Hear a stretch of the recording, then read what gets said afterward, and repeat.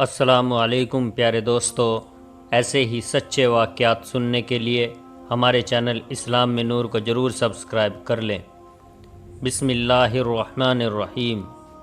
جب اسحاق اور نیلا نے مکہ کی سرزمین پر گناہ کیا، حضرت اسماعیل علیہ السلام اور ان کی والدہ بیوی ہاجرہ جمجم کے پانی کے قریب اپنی زندگی گزار رہے تھے۔ اس دور میں عرب کی زمین پر پینے والے پانی کا ملنا ایک ناممکن سی بات تھی۔ صحرا اور سوکھے پہاڑوں کی زمین پر پانی کی ایک بوند کا ملنا محال تھا۔ عرب کے لوگ میٹھے پانی کے چشمے اور کنووں کی تلاش میں صحرا اور وادیوں میں مارے مارے پھرتے تھے۔ یہ قدرتی پانی کا چشمہ جو اسماعیل علیہ السلام کی ایڑیاں رگڑنے سے اللہ کی طرف سے جاری ہوا، وہ پانی کا چشمہ جسے ہم آج آب زمزم کہتے ہیں، یہ دنیا کی سب سے بڑی نعمت ہے جسے اللہ نے اپنی قدرت سے جاری کیا تھا۔ اور ایک قبیلہ جو بنی جرہم کے نام سے تاریخ میں مشہور ہے، وہ بھی میٹھے پانی کی تلاش میں جگہ جگہ چکر لگا رہا تھا۔ جب وہ قبیلہ صفا اور مروہ پہاڑی کے قریب سے گزرنے لگا، یعنی جہاں حضرت ہاجرہ اور ان کے بیٹے حضرت اسماعیل تھے، جہاں اللہ نے حضرت اسماعیل کے ایڑیوں کے پاس سے آب زمزم کو جاری کیا تھا، تب ان لوگوں نے وہاں چاروں طرف سے پرندوں کو اڑتے ہوئے دیکھا تو ان کو حیرانی ہوئی، کیونکہ صحرا میں پرندوں کا دکھنا پانی ہونے کی نشانی تھی۔ اس کے بعد وہ پورا قبیلہ اسی طرف چل دیا۔ اس کے بعد وہ لوگ اس جگہ پر پہنچے جہاں اللہ نے اپنی قدرت سے آب زمزم کو جاری کیا تھا۔ انہوں نے دیکھا کہ ایک خاتون اپنے چھوٹے سے بچے کے ساتھ وہاں رہ رہی ہے اور قریب سے ایک ٹھنڈے اور میٹھے پانی کا چشمہ جاری ہے جس کا پانی بے حد صاف اور میٹھا ہے۔ وہ لوگ اس بات سے بہت حیران ہو گئے۔ ایسے علاقے میں جہاں پانی کا نام و نشان تک نہیں تھا، اللہ کی قدرت سے پانی کے چشمے کو نکلتا دیکھ کر بے حد حیران ہو گئے۔ انہوں نے بیوی ہاجرہ سے اس چشمے کے پاس رہنے کی اجازت مانگی اور بیوی ہاجرہ نے ان کو رہنے کی اجازت دے دی، اور ساتھ میں یہ بھی کہا کہ اس چشمے کا پانی ضرور استعمال کرو، لیکن یہ اللہ پاک کی امانت ہے، اس پر کسی کا کوئی مالکانہ حق نہیں ہوگا۔ قبیلے والوں نے اس شرط کو قبول کر لیا اور وہاں رہنے لگے۔ وقت گزرنے لگا۔ بیوی ہاجرہ نے حضرت اسماعیل علیہ السلام کی شادی اسی قبیلہ جرہم کی ایک لڑکی سے کر دی، اور اس طرح رفتہ رفتہ حضرت اسماعیل علیہ السلام کی اولاد ہوئی۔ ان کی اولاد وہاں پلی بڑھی، اور اس طرح کچھ وقت کے بعد مکہ، جس کا نام پہلے بقا تھا، وہ ایک بڑی آبادی والا شہر بن گیا۔ قبیلہ جرہم والے کافی عرصے تک سیدھے راستے پر رہے، لیکن پھر دھیرے دھیرے ان کے اندر برائیاں پیدا ہونا شروع ہو گئی۔ اب انہوں نے کعبہ شریف کا انتظام سنبھال لیا اور حج کے لیے آنے والے لوگوں سے ملنے والا ہدیہ یعنی رقم خود لینے لگے اور اللہ کی نافرمانی کرنے لگے، اور اس طرح دھیرے دھیرے وہ لوگ گناہ کرتے گئے۔ تب اللہ تعالیٰ نے ان کو سزا دینے کے لیے ان سے زمزم کا پانی چھین لیا اور زمزم کا پانی سوکھ گیا۔ وقت گزرنے کے ساتھ ساتھ زمزم کے نام و نشان تک مٹ گئے۔ اب کسی کو معلوم نہیں تھا کہ یہاں کوئی زمزم کا چشمہ ہوا کرتا تھا۔ اسی قبیلے کا ایک شخص جس کا نام مجانن بن عمرو تھا، بہت ہی نیک اور پرہیزگار شخص تھا۔ اس نے وہاں کے لوگوں کو بہت سمجھایا، انہیں اللہ کے عذاب کے بارے میں بتایا، لیکن اس قوم پر کوئی اثر نہ ہوا۔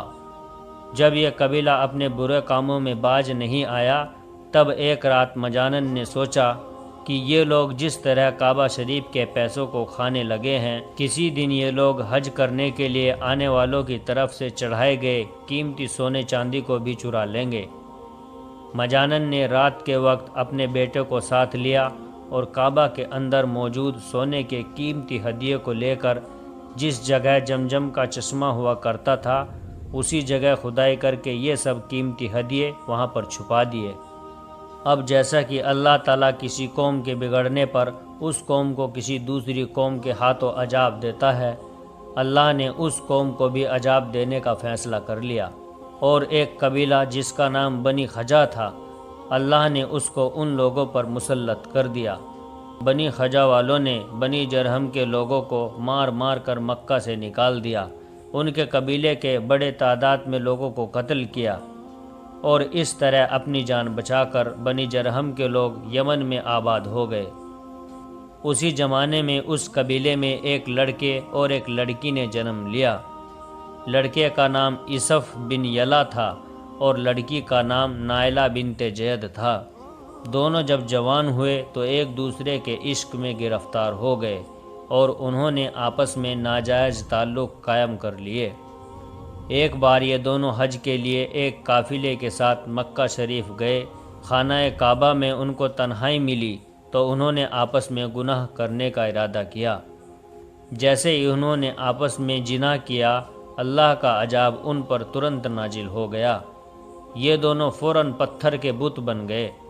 ان دونوں نے جس جگہ پر گناہ کیا تھا وہ زمین کی سب سے مقدس جگہ تھی، یعنی خانہ کعبہ۔ جیسے ہی انہوں نے گناہ کیا اسی وقت ان کے جسم پتھر کے بن گئے، ان کی روحیں قبض کر لی گئی اور گوشت کے جسم پتھر کے بنتے چلے گئے۔ اس وقت ان کے قریب کوئی نہیں تھا، اس لیے جو کچھ ان پر گزری ہوگی وہ ان کے سوا کوئی نہیں جانتا۔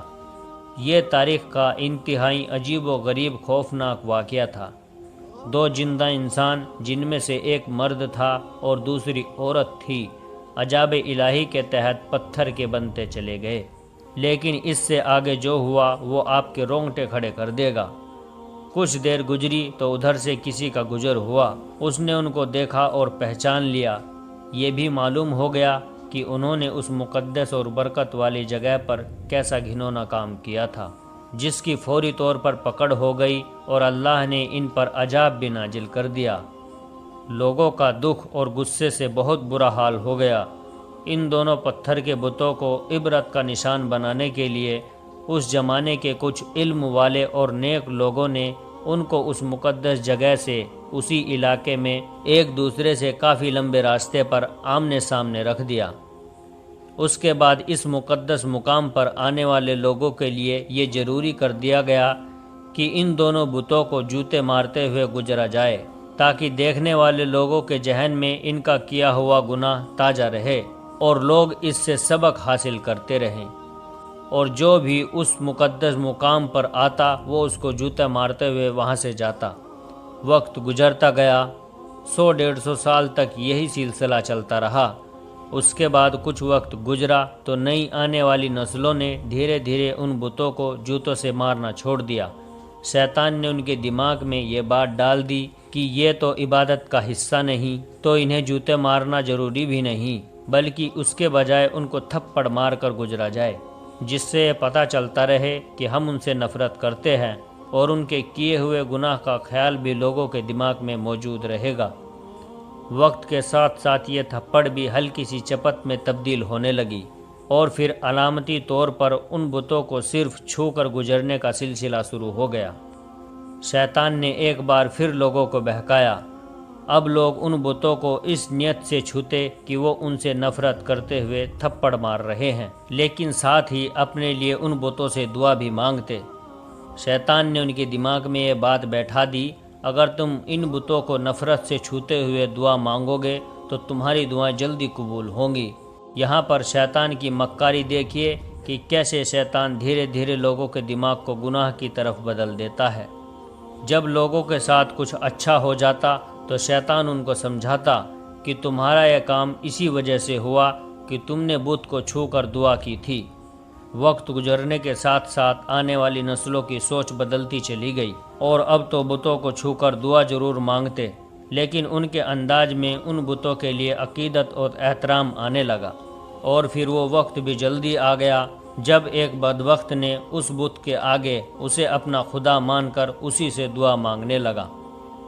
جوتے مارنے سے شروع ہونے والی داستان تھپڑ مارنے سے عقیدت سے چھوتی ہوئی باقاعدہ عبادت تک چلی گئی۔ اب ان دونوں بتوں کی باقاعدہ عبادت کی جانے لگی، ان سے منتیں اور مرادیں مانگے جانے لگی۔ اتنے بڑے گناہ کے انجام میں گرفتار دونوں بتوں کو خدا بنا دیا گیا۔